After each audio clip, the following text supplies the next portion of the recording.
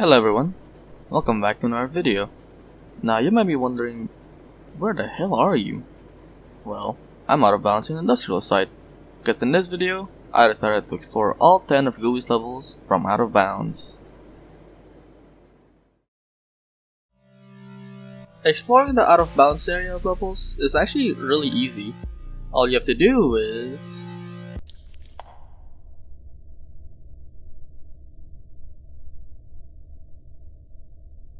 yeah, that's it. How it works is basically just by moving your head into the wall, it makes it so when you go into free cam, the camera is clipping inside the wall. This can happen in normal gameplay on accident since it's so easy to accidentally do it. For example, doors.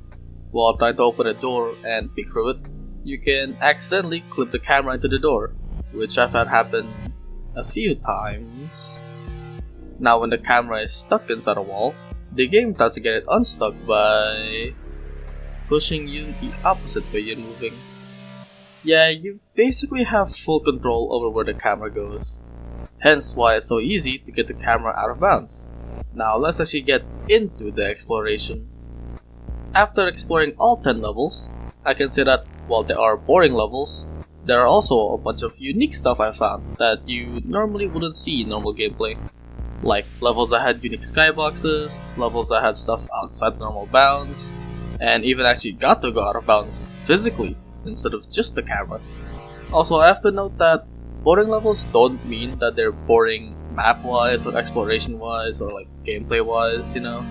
I just didn't have noteworthy things to say about them in the context of this video. With that being said, let's get right into it.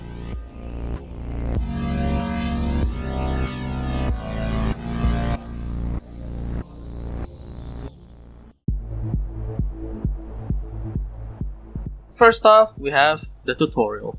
Despite being the first level in the game, it actually has something unique, a skybox.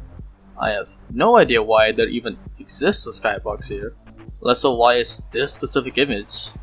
It's a real life photo of some festival place or thingy. Like, I know what I'm looking at, I just don't have the words for it. All I can say is that the image looks pretty. That's about it for the tutorial really. Though I do want to mention how in the second segment, the starting donut room can be seen from the outside, while no other room in the tutorial does that. Also, I just find it funny that the start and ending spots of the third segment are so close to each other. Like, look at this. This is right above it. Second off, we have Office. Now, when I went out of bounds in Office for the first time, I was confused as to why it's so foggy and why there's terrain. Then in my second expedition, I remembered that there are windows for looking outside, which explains the fog and terrain. By the way, yes, I did 2 expeditions, one for fun and the other while recording. Anyway, the first part of Office doesn't have much. It's kinda boring really.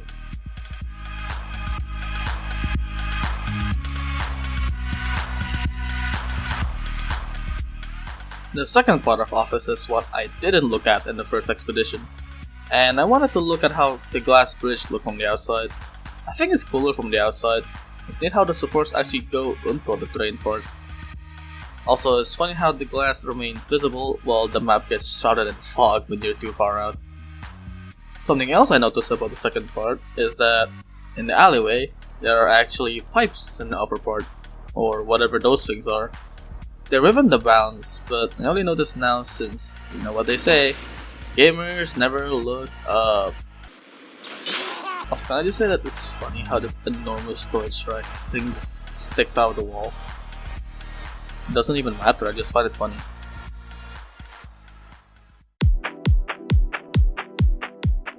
Industrial site, the only level in the game where you can actually go out of bounds. Literally. This level actually has 3 unique things about it. Stuff outside the map, the aforementioned out of bounds escape, and a bright skybox. Now that skybox isn't really unique since there's no image or anything, but I do want to note how it's bright instead of just a black void like other maps. Before going out of bounds, I have to bring up the objects outside the map. In the first segment, there are boxes that just exist outside. I have no idea why they're there, and it's even more bizarre that they have collision. Like you can fall onto them and touch them. It's funny. Though I haven't successfully landed there safely yet. In the second segment, you can find the perfect blocking tutorial board. I have no idea why this is here at all, unless the way these segments work is just by changing what segment is visible and teleporting the player. But even then, that makes no sense for this anyway. Now going back to the out of box escape, the way to do it is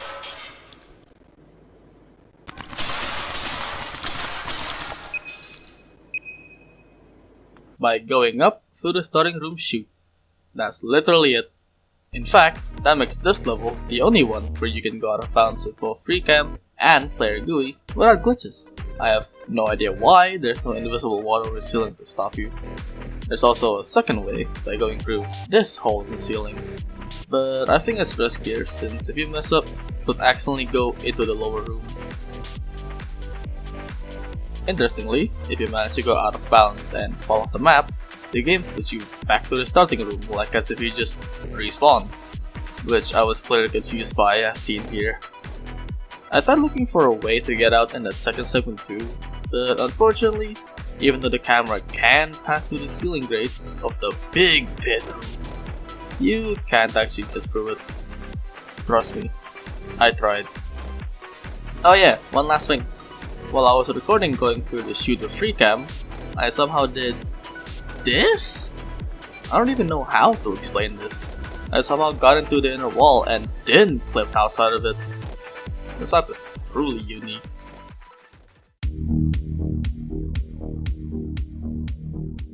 Outside. Since outside is literally just outside, I don't really consider it going out of bounds. The game doesn't even prevent you anyways, so you don't need to do the funny way. And I do mean it doesn't prevent you. You can step out and fly the free cam through the invisible walls.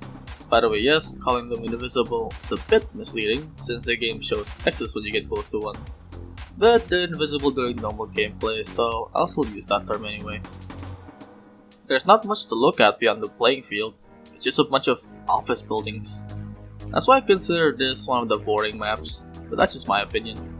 There might be something in the second segment, but I didn't want to bother since outside is such a lag fest that it would be hell to try fighting enough gooeys to move to the next segment.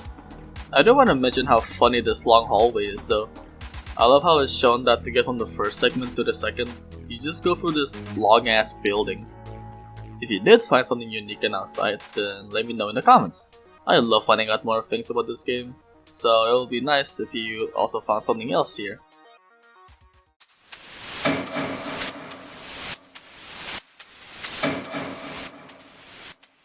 Sewers don't really have much going on outside, besides seeing some objects sticking out. Though I will note how the ceiling/walls are different here. By that I mean you can look into the rooms from the outside, which causes some funky behavior because objects don't know if they should be rendered or not. Due to this, technically, you can get an advantage when doing modifier runs, since you'll get info on the rooms before you even step into them. Besides that though, I just think it's neat. Also, while the starting chute looks similar to the one in industrial side, the top part of it is closed, so even if you somehow manage to fly yourself all the way up there, you can't get out. In the second segment, while it's pretty much the same, you can see a funny quirk from the map building process. The tunnels here curve, and the way the developer put the water here is just by stretching out the squares. It's funny to look at how far the water stretches out. You get these big plots of water that look like a lake. It's also interesting seeing how light interacts with water squares that are disconnected, as seen over here. The light gets cut off, making a seam. Other than the huge water plots, that's about it really.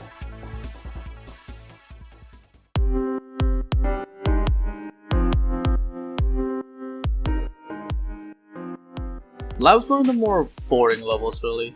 There's only one segment and not much going on outside. The only noteworthy stuff here is probably how the tube above these Gooey tubes stick out. Like, they look funny from the outside. Also, huge storage rack again. At least you can get an advantage again, so that's neat. It's also funny seeing how small this map looks from the outside. You could probably feel that too while playing.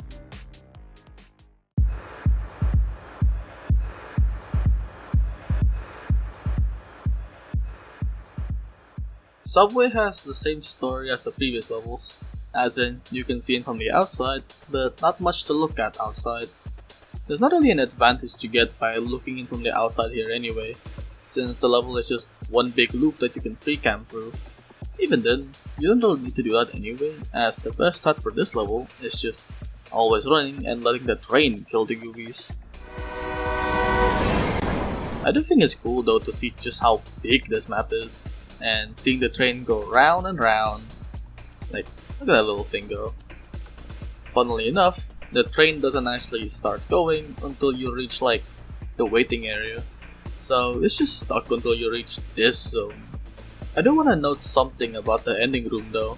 In normal gameplay, you just finish here so you won't be looking around, but if you choose to go free cam here, you'll actually notice that the right side isn't closed off for some reason, which means it's another map where you can free cam out of bounds without glitches. Funny how this seems a very recurring thing. Also, it's one of the levels that I actually no-clipped out of before these expeditions. I'll mention that again later. Scaffolding. The only map that really shouldn't be mentioned here. You're literally already outside, and the playing field is just the level. You're free to try looking as far as possible, but I doubt you'll find anything here. I don't need to talk about this level because it's just such a nothing burger for this video specifically.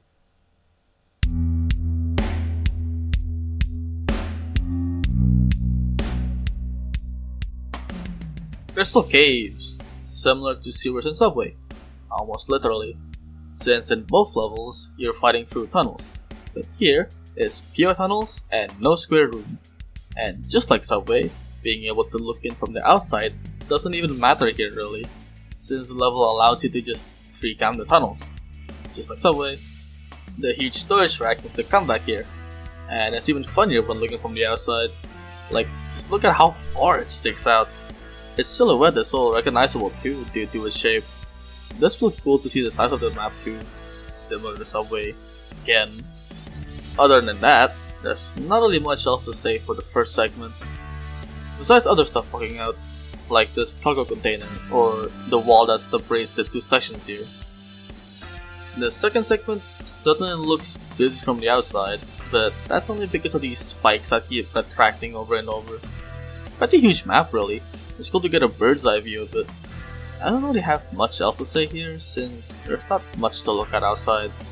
But I do want to mention that this is another one of those levels where I no-clip accidentally before the expeditions, and again, just like Subway.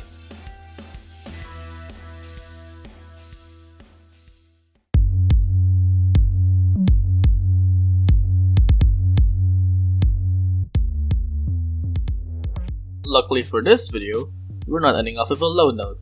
In fact, this level actually has multiple unique things, and probably the most mysterious thing in Gooey. Right off the bat, you'll notice that the skybox is unique. It's some parking lot area. Very interesting choice. Also, I want to mention how it's back to the old style of map building, with solid walls that block sight, so no more funny advantage thing. The first segment doesn't have noteworthy things, besides how small the map looks from the outside I guess. The second segment combines both building styles for some reason. Hell, the entire level even disappears if you look at it wrong, which is kinda reminiscent of industrial side actually. Actually, that probably happens with most maps. I need to look into that again. Anyway, something to note is that you can see this like street area. The purpose of it is clearly to block sight of anyone who tries peeking through this blockade of objects, but it doesn't even work due to the weirdness of the wall here, so you just see the skybox at certain angles. Works the other way around too. If you peek in from the other side, you'll also just see the skybox at the right angles. Well, not really at right angles, it kinda happens really easily, so yeah, that's kinda funny. For the third segment, I wanna mention the ending door. You can technically go out of bounds if you go through the ending door without killing enough, but you just end up back at the spawn point right after anyway. It does give you the option to teleport back to the upper area if you want though, so that's neat. I also love how this implies that after beating the final level, you just end up in a parking lot. Now the last and most mysterious thing in my opinion is this thing. Yeah, this thing. I have no idea what this is, why this is here, and why it shows up in all 3 segments. Yes, this thing appears in all 3 segments. I call it the most mysterious thing because, like, what even is this thing? One of those train crossing signs? Doesn't really look like that anyway. What's it out here anyway? It's just so random and so out of place that it bewildered me when I found this thing. It doesn't even really impact anything, and it's ultimately meaningless, but it's just so odd that I had to mention it, you know? This level is truly the most unique out of all of them, due to all of these factors.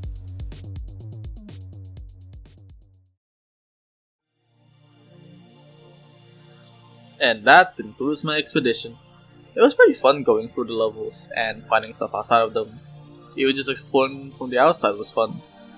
I started this expedition due to finding out about that glitch, and prior accidental no-clips that gave me cool shots of the map that it happened in. My guess as to how they happened was probably due to my low FPS while playing in high resolution mode, since Gooey acts weirdly when at low FPS. Also, if you're curious about the remote control room's view from the outside, it's just a box. That's literally it. I don't think anyone would question that anyway. Gooey is an awesome game, and I love finding more stuff to do or find in it. Making this video was pretty fun, though maybe not so for the voicing part. I still have to get used to this. Nonetheless, I hope you all enjoyed this video, or at least was interested in it. This video took me quite a bit to finally get out, mainly due to the voicing part, since I don't really have the best environment to do this in. Besides that though, remember to play Gooey, have a good day, and goodbye!